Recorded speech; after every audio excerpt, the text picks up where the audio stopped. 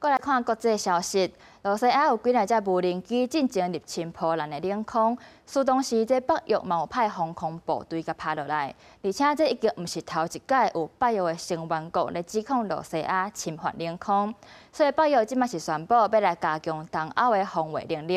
因那美国这边是强调会继续甲欧洲的盟友徛做伙。 罗西亚10月这无人机进前侵入波兰领空，引发波兰军方甲北约组织防空部队甲部分无人机拍落来。是罗西亚甲乌克兰战争了后，头一摆有北约成员向罗西亚无人机开火。加上罗马尼亚甲拉脱维亚伫即摆司法进程也捌指控罗西亚无人机侵犯领空。和北约秘书长雷特在日宣布，北约会加强东欧的防卫能力。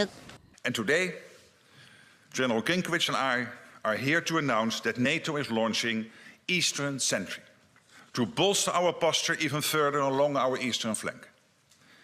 This military activity will commence in the coming days and will involve a range of assets from allies including Denmark, France, United Kingdom, Germany and others.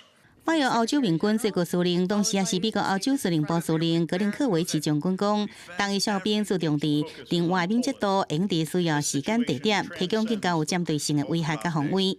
雷特补充，这行动毋但包含传统的军事能力，也对无人机部署专门的应对做法。另外，伫同一天，美国甲欧洲各国代表也伫联合国会议发表联合声明，指责罗西亚违反国际法甲联合国宪章，也强调美国会甲北约盟友徛做伙。 The United States stands by our NATO allies in the face of these alarming airspace violations. We will defend every inch of NATO territory. These actions show immense disrespect for good faith U.S. efforts to bring an end to this conflict. 对此，罗西亚驻联合国大使涅班基亚搁再提出辩解，讲伫波兰境内无被设定的攻击目标，罗西亚无人机上短射程无超过700公里，无可能到波兰的领土。那波兰希望缓解紧张局势，毋是激化紧张，罗西亚也愿意甲波兰展开对话。国际新闻，陈时东编译。